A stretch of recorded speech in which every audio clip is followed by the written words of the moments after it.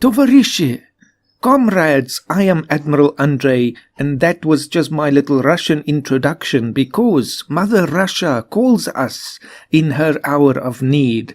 This is Race into Space, which is an adaptation of Buzz Aldrin's Race into Space, which is a very old game at this point, but you can get it for free. It will be, the link will be in the description if you would like to check it out. This is also the game that gave rise to Buzz Aldrin's Space Program Manager, which was the very first series that I did on this channel. And I'm planning to do another one for my 1-year anniversary next month. But I was thinking I'm in the mood for some space race today, so let's crack this one open and see if we can take Russia to glory. I'm using Bandicam to record this because I don't think there is any other way. Neither Shadowplay nor what's the other thing called Fraps will recognize this game because it's basically, you just open it on your desktop, so it won't pick it up. But Bandicam is no problem because you can set the recording area of your screen in a custom manner. So let us click on New Game, but immediately I'm going to turn the music off, otherwise I'm going to be driven insane. I think that is the worst aspect of this game. The rest is fine, we can leave the sound effects on and we will get some news reports from time to time, actually every time that we end a turn, but the music is just something to drive you mad because it's the same thing over and over again. So we have the obvious choice, the US or the Soviet Union, and I'm going to be the Soviet Union. So let's put this on computer and then put the Soviet side on a human player. Now, I'll just put my name in here if I can. I was thinking that would be a bit too long, so let's just leave the space out. And you must press enter, otherwise it won't let you get your mouse back. So, now the game levels. With this stuff, I don't know, I'm not exactly sure what this entails, because it would seem right now that the computer player is actually on the most difficult level. That would seem like an abacus, and then we get a calculator, then we get a computer. So we are obviously, I don't know what difference it makes on this side to change the difficulty. As far as I understand it, this is like for each of us basically the odds that we'll be dealing with. So the US will have the most difficult time and we will have the easiest. But I don't think that's fair. If we want a truly equal game, let's put us both on an abacus. This game is insanely difficult on the very easiest level, so I think it's still fine to leave it on that. It's pure chance whether we'll make it or not. And if you've seen my Buzz Aldrin's Space Program Manager series, you'll know you can prepare as well as you possibly can and something can still go wrong in your missions. I'll leave the basic model, it's easier that way, and the historical roster, so we'll get some historical figures that we can recruit for our space program. So, continue. Chief designer, that's me, of the USSR. It is the spring of 1957, so we will move by seasons, basically. This is our news report for this season. I'll let her speak each time. Good evening. And now, the news. The General Secretary announced to the Politburo the new head of the Soviet space program. The chief designer will lead the Soviet Union to greatness in the exploration and conquest of space. Comrade Admiral Andrei. Concludes our news broadcast. I'm Svetlana Izvestia. Svetlana Izvestia. Thank you. Spasiba, Tavarish. Other events in the news, this is the stuff we also have to pay attention to because this will be either penalties or benefits that we will have for that season, or sometimes more than one season.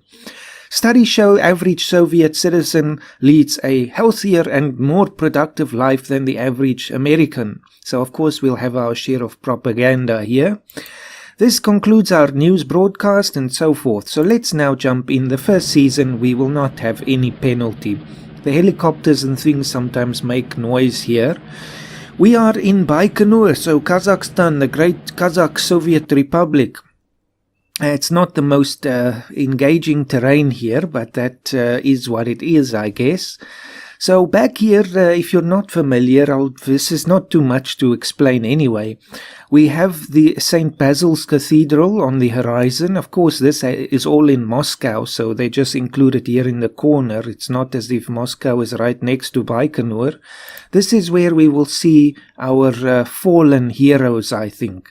Its age reminds the people of their long history and heritage. Yes, there's nothing more there at the moment. I think, no, the Kremlin Wall. I suppose this is just a landmark then. Dominating the south end of Red Square, the cathedral was completed in 1561 and the Glorious Revolution and all of that. Then we get the intelligence from our friends in the Komitat Gosударственной безопасности, and this is only starting in 1958. So it's not, it will only be every year between spring and the fall season, so we don't have to worry about it yet. The Kremlin Wall is where we will honor our fallen heroes, and believe me, there will be many of them. And then in the back here is the Politburo, of course, our overlords who will determine our fate. In this game, much more than in Buzz Aldrin's Space Program Manager, if you have a bad season or something goes wrong, you can easily lose the game because your funding will be basically evaporating from that point forth because the Politburo no longer has faith in the great Soviet space program. So we have to really pay attention to what they want. Now, of course, we have our launch facility. We could have more. We also have the moon in the background, which is ultimately the goal, Luna. And right now we only have a recon level of 55%, which makes sense because we always see one side of the moon from Earth, but there is some, how can I say, liberation, I suppose. We can see some of the edges around that as well. But that's the extent of it. So, continue. The next thing we can see is the vehicle facility here, the integration facility. This is our VAB where we will put the rockets and payloads together. We have our tracking station, and I don't know if this actually gives us anything. It just says it's telemetry and all of that. Maybe this is where we follow up if we have missions ongoing from last season. Then here is our viewing stand. It's a very terrible facility. We can barely make it out, but anyway. This is mission control. It looks like a shed that's half buried in the sand there. Then we have our research and development facility. This is where we're going to begin. Then we have administration. Nothing to worry about right now, but this is where we will pick our future missions. That's the most important function of this facility. We also have the flag, which is where we end the turn. We have the museum, where we can review our past efforts. And we have the gate, where we can quit the game. So, right now, I think our first priority is to begin researching Sputnik. That must be the very first thing to do. So visit the purchasing facility and buy a prototype. So obviously this prototype is a really disastrously bad one. It has a safety factor of 40%. So we can expect that 40 times out of 100 this mission will succeed. So it's not worth sending it. We have to first research how to make it better. So in this sense, we have a few options. We select the maximum one because we're really in a hurry. We have to beat those capitalists on the other side of the world. And we will put 5 teams on this task. That will cost us 5 megabucks. That's the currency of the game. I suppose you could say it's $1 billion or whatever the case. They just made it easier by saying megabucks. So we have to do this, and let's continue, and it raises it up to 54%, so it will succeed more than half of the time. Only in the next turn can we do anything more. Of course, though, Sputnik needs something to get to space with, and that's where we get the R7 rocket. And each rocket has a certain payload. This one has 600. And we can see that the weight of Sputnik is 300. So we can successfully launch it with the R7. So the maximum, we don't have to pay attention to the maximum R&D, but that is how far we can raise the safety factor on our own. After that, it's only due to successful tests that we can raise it up to the maximum of 98%, but never 100, because obviously something can go wrong at any stage. So let's purchase this one. It costs 24. We still have 49, and then go back to the R&D and then pay the 10 megabucks that it will cost to raise this. It's only 10%, so we cannot launch it in this state. And we have 15 left. We get money every 6 months, so on the next turn we won't get any money, only the turn after that. So we have to leave something over for next turn, and that will be for researching these equipment or these things that we've opened now. So at this point we can do nothing more. We click on the flag and we will let Svetlana speak to us about the latest news. They also tell us if the US did anything, but they haven't yet. Good evening, and now the news. Due to corruption and poor planning, results in R&D will be weaker for 1 year. Several dishonest district managers have been executed. This concludes our news broadcast. I'm Svetlana Izvestia. Lips don't match her words, but in any case. So this is not good news. This means our research efforts will progress slower now. This could cost us the advantage that we might have had. Let's just see what else is available. Other events in the news. The Ministry of Defense has announced that American bombers are now obsolete. Today, the Soviet Union successfully launched the first intercontinental missile, which of course is related to the R7. This concludes our broadcast. Okay, let's go back to the R&D. You'll see we have a minus 1% per team penalty now. So it's not going to climb as much as it would have, even though we still have to pay the full amount. You see, it's only 72. It would have been more. Oh well. They've been executed, so we won't hold it against them anymore, I guess. They've been punished in the worst way possible. Anyway, the thing is now, our equipment is not ready yet. The rocket is only 36%. However, we're going to risk a launch on the next turn. This is basically the only way you can beat the US into space. In this game, the AI is very aggressive, and if we're not pushing this thing to the max and taking some really serious risks, there is no way we can win the space race. So let's put a future mission. If we don't do this on any turn, we can't launch in the next one. This is a must. But you can always cancel it if you want. So if we still feel we're not ready, we cancel it. But let's just put the planning in anyway. So pad A, we only have one pad. Orbital satellite, that's all we want. Our penalty, we can have other penalties as well. In this case, it's only a -1. A-OK. It's obviously only we have to research the equipment still, but there's no other penalties in operation here. So I'll say continue, and the orbital launch for the satellite has been booked for the next season at launch pad A. So we're broke and desperate, but let's continue. Nothing from the US. Good evening, and now the news. There is a minor problem in the rocket program. Pay 10 MBs or lose 5% on the safety factor of that rocket for the next mission. This concludes our news broadcast. I'm Svetlana Izvestia. This is like blackmail. We have to pay 10 megabucks or we will lose 5% on a safety factor that we really can't afford to lose 5 on. So we have to pay. Other events, the Soviet Union offers support and solidarity to Syria as a response to American aggression in the Mid-East.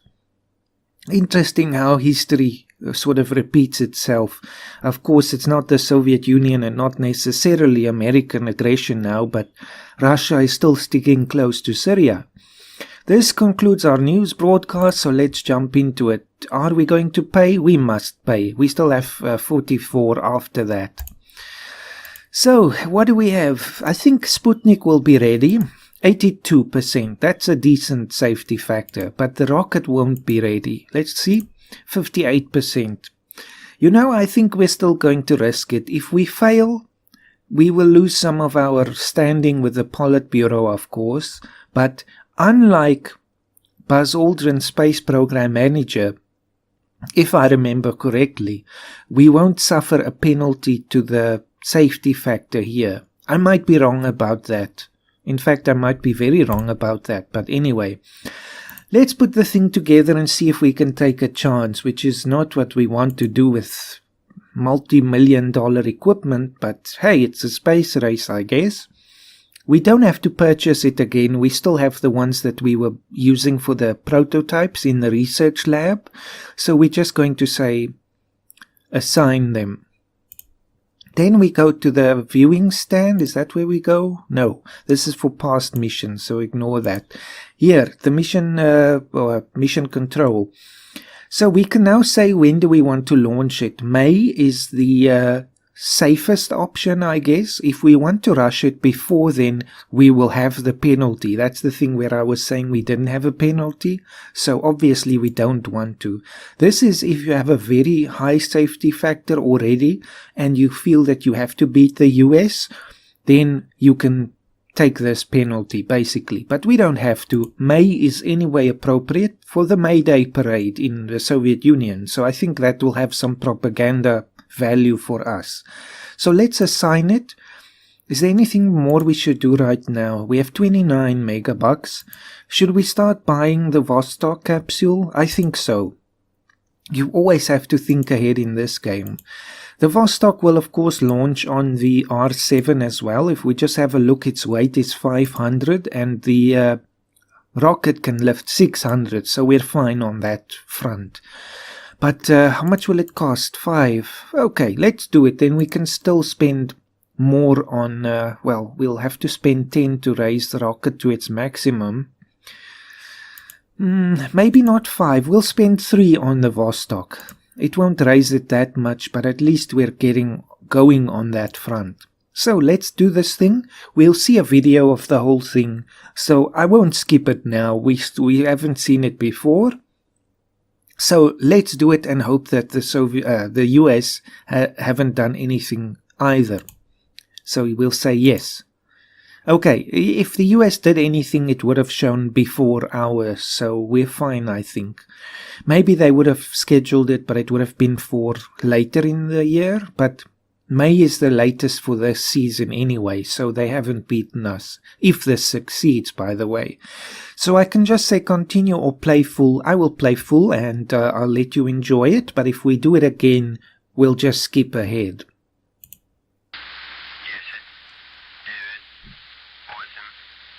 I shouldn't have said play full. I should have said continue because now we don't see the odds on the bottom. Oh well, we'll just see the thing blow up. If it blows up.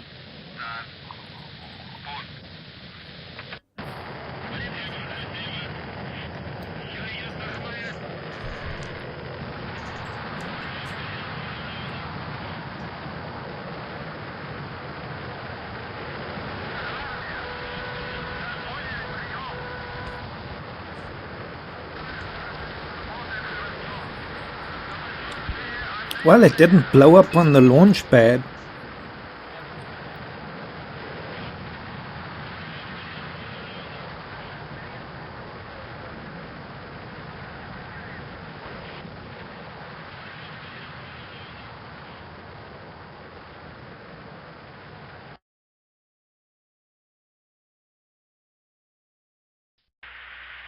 Okay, so the first step was a success.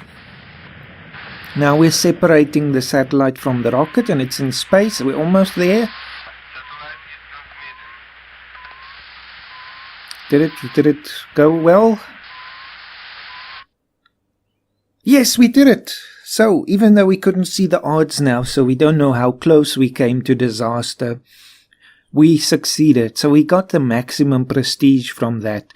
If we do this again, we will still get a little bit of prestige, but not really. It's not really worth it. But that also shows if you're not first, you don't get really the benefit of the prestige. So this is really the thing for this game. You have to try and be first. So we're the first to get a orbital satellite in space, in orbit, and we can continue and listen to the news. Good evening. And now, the news. The Politburo has voted additional funding for the space program. This concludes our That's a news brief broadcast. broadcast. Guess there's nothing else happening. Good night. So, 10 megabucks, I think that comes down to the success of the last mission now that we just had. It could also just be a random thing, but I tend to think this has something to do with our recent success. In any case, the KGB reports something for us, so we'll have to go check it out. And Soviet industry and production quotas have broken all records, so glory to the Soviet Union. Continue. Let's have a look at what the KGB has for us. Now I have to click here. Yes. So we have a few things, the library or the statistics. Let's look at the library. So they're telling us about codename Hummingbird. The KGB reports that the United States is planning an orbital satellite sometime in the next year. So we can ignore this. We've already beaten them in that regard. A single launch, unmanned, all of that. And if we look at the statistics, they will tell us something about the vehicles. So this is our Sputnik and its safety rating. Our rocket, they don't have anything for the US yet, but then we could compare this safety of our equipment compared to that of the US. So continue. And let's just quit out there before the plane drives me insane there. The noises can be quite loud in this game. So, do we need a Sputnik now still? I don't think so. We're not going to pour money into it anymore. And we just have to focus on the R7. Of course, we need the R7 before we can launch it. We don't have any more units of it, but we can still research it.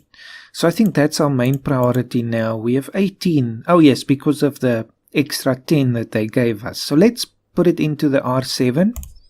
Now it's 75%, since this is very important for the manned mission. But now on that same token, I haven't recruited anyone yet. Hopefully that won't hurt us in the long run. We'll get money on the next turn, so I think we can use that to then start the recruitment of our cosmonauts. So let's just start getting this capsule ready. And then we're not going to launch anything next turn, so we'll just skip ahead again. Good evening. And now, the news. Due to a test failure, 25% safety is lost from a space project. This Wonderful. concludes our news broadcast. So that's one of the random things that can really sabotage you in this game. So the Vostok has now lost a quarter of its safety, or well, 25%. So in this case, I think it would be more than a quarter of the total that it had already. Comrade workers, unite against imperialist capitalist aggression. Make sacrifices now for a socialist future. Continue. Well, if you stop sabotaging me, we might be able to do something about it. So, cosmonaut recruiting, we have to do this. It'll cost 20 megabucks and we'll get 7 cosmonauts in group 1. So we say yes. What we now want is especially those who are good with capsule pilot and good with endurance. We can't see the rest because I don't think that's something that we can see until we recruit them and train them. But in any case, we are not going to do an EVA yet, or docking, or an LM lunar module pilot. But we'll see once we recruit them. They never last long anyway. So let's have a look. Capsule pilot is important, so let's hire Mr. Gagarin. Let's see who else. Nikolaev and Popovich and Baikovsky and Komarov. We can still get 2 more. We want the scores obviously to be as high as possible. Rafikov, Bondarenko, definitely, and 1 more. Nelyubov. Okay, so we've got them. Continue. Exit. So now we see some new buildings, and there goes the plane again. Until I exit, it won't stop. So we have the basic training here. So these brave cosmonaut heroes of the Soviet Union are now busy with their training, and we see some of the happenings on there, or goings on, in the small video. That's something I miss in Buzz Aldrin's Space Program Manager, to see actual live footage. Then, what's this? Cosmonaut Center. This is where we will assign the cosmonauts once they are trained. So obviously at this point we only have the Vostok program. Let's see, that's all that we got new. Or the satellite programs. Yes, we've been doing that one. Then Vostok program. There are currently no cosmonauts. So this is where we assign the flight crews to the specific missions that we want to undertake. But we can't until we get the safety up. So pay as much as it takes. 75 is also not good enough for the rocket yet. I'm going to pay the maximum. So it is as high as we can possibly make it. The next thing now is to start planning beyond Vostok. And this is where the game gives us some really interesting options. Let's just have a look. We get the Voskhod after this. That is the 2-man capsule. Although in real life I think they managed to squeeze 3 people into some of them. But that won't happen in this game. Then we get the Soyuz, of course. That will be 3. And we get the Lapot mini shuttle, which is a very interesting program and I think way ahead of its time. I don't know if something like this was done in real life. I'm not familiar with the Lapot, but I know the Soviets did a sort of a MiG plane that they would have sent up to space. We can see that in Buzz Aldrin's Space Program Manager. But so yes, this is interesting because we can also send this to orbit the moon and reuse it, so we don't have to pay again and again. That is, of course, if it's successful. But that's not for now that we have to worry about that. Then we get the LK700. This is the thing, I think, with the direct ascent profile that we send to the moon. Yes, the weight is 4,300. The LKM, this is the one that was built in real life to go with the N1 mission, and that weighs 1,500, but it only carries 1 person. We also get the LK module. I think this is sort of the equivalent of the Apollo thing, if I'm not wrong. I don't know. It's 1,000 unit weight, so I think it can carry 2 people. Then we get obviously back to the Vostok, but there are some really interesting combinations here in this game. For example, the Kicker A. Now, somewhere on the web it will tell you what things go with what. But for example, I don't think you can send a Vostok capsule to orbit the moon, but let's say the Voskhod, just for an example. Then we would use the Kicker A to send 300 units of weight to the moon. So obviously, let's just have a look. The Voskhod is too heavy anyway. That would be used for satellites, for example. But it's very interesting. Then we get the Kicker B as well. The Kicker C, that's the heavy one that we can land on the moon with. The EVA suits, I think we should start working on this because we want to do an EVA relatively soon with the Voskhod, I think. So purchase it. Although I think in this game you can actually do an EVA with a Vostok as well. So let's pay as much as we can pay. We still have money for the capsule. And then we get a docking module, which will be very important if we choose to go the mission style that will use docking. We can do a direct ascent as well. Kicker A, so we're back again. The next satellite we'll want is the Cosmos satellite. This can go to other planets, and it can also fly by the moon. The lunar probe is obviously for landing on the moon, and that's it. We don't have many satellites in this game. So with that said, I'm going to go to the next turn and we'll just listen to the news, and then I think it's already a half an hour, so I'll leave it off there. So let's see what fate has in store for us now. Nothing from the US yet. Good evening. And now, the news. The General Secretary gives a forceful speech to the Politburo in favor of the space effort and demands a more earnest effort towards the moon. This results in a budget increase. This concludes our news broadcast. I'm Svetlana Izvestia. Fantastic. At least something is going in our favor again. So 15 megabucks we get because the General Secretary is very much in favor of the space program. The KGB also has some extra information for us. And other events, heavy industry and crop output exceed all quotas. Communism proves its superiority once again. Let's not skip a few decades into the future. You might be disappointed. This concludes our news broadcast. I'm Svetlana Izvestia and I am Admiral Andre. And I will see you in the next episode where we can explore some of these new buildings and things as well. So thank you for watching. Have a fantastic day. Tavarishi.